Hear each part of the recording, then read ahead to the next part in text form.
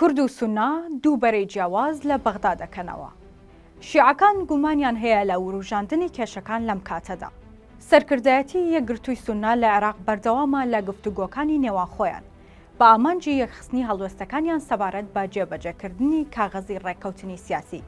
هاوکان نێچیروان بارزانی سەرۆکی هەرێمی کوردستانیش لە بەغدایە بۆ تاوتوێکردنی کێشە هەڵپەسێردراوەکانی نێوان هەولێر و بەغدا. ڕۆژنامەی شەرقولئەوسەد لە راپۆرتێکی ورددا باس لەوە دەکات. سەرکردە سیاسی سوننەکانی عێراق بە ئامانجی یەکخستنی هەوڵەکانیان بەردەوامن لە کۆبوونەوەکانیان. لەم پێناوەدا هێزە سوننەکان بە ئامادەبوونی مەحموود مەشەدانی سەرۆکی پەرلەمان لە بارگای سەرۆکی هاوپەیمانی سیادا بە سەرۆکایەتی خەمیس خەنجەر کۆبوونەوەیەکیان ئەنجامدا بۆ بەردەوامبوون لە داڕشتنی هەڵوێستێکی یەکگرتوو سەبارەت بە کۆمەڵێک داواکاری لەسەر پارێزگا سوننە نشینەکان. سوننەکان داوا دەکەن کارنامەی حکوومەت کە لەلایەن هێزە سیاسیەکان و بە هەموو پێکهاتەکەوە پەسەند کراوە وەک خۆی جێبەجێ بکرێت.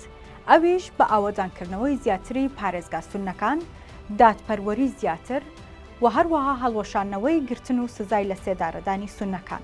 دوێنێ یەکشەممە پارێزگاری ئەنبار ڕایگەیاند ئێمە بە توندی هەڵوێستی خۆمان ڕادەگەیەنین سەبارەت بەو بڕیارەی کە لە ناوەندی هێزە شیعەکانەوە دراوە کە عێراق هاوکار دەبێت لە ئاوەدانکردنەوەی لوبنان و شوێنەکانی دیکە لە کاتێکدا پارێزگاکانی خۆمان بە دەستکەمی خزمەتگوزاری و ئاوەدانکردنەوە دەناڵێنن.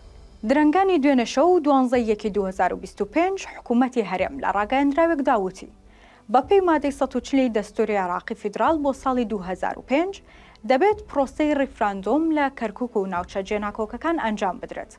حکوومەتی فیدراڵی پابند کراوە پێش 31 کانۆنی یەکەمی 2007 ئەو پرۆسەیە جێبەجێ بکات، بەڵام چ پێش ئەم ڕێککەوتە و چ لەو 20 ساڵی ڕابردوو سەرجەم حکوومەتە یەک لە دوای یەکەکانی عێراق لە ئەنجامدانی پرۆسەی ڕیفراندۆم بە تەواوی شکستیان هێناوە.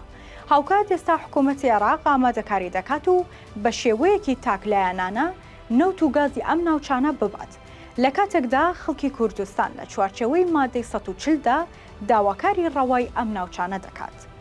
سەبارەت بە هەڵوێستی کوردەکان لە ئێستادا ڕۆژنامەکە دەڵێت هەندێک لە سەرکردەکانی شیعە کردنەوەی بەرە لەلایەن هەولێرەوە لە بەغدا و دژی هێزە شیعەکان لەم کاتەدا بە نەگونجاو ناو دەبن.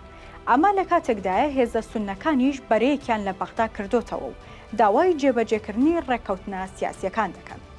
سەرکردەیەکی شیعەش دەڵێت گرنگ نییە داواکاریەکانی کورد و سوننە ڕەوان یاخود ناڕەوان، بەڵکو تەوقیتی وروژاندنی کێشەکان گونجاو نییە و لە کاتێکی هەستیاردایە.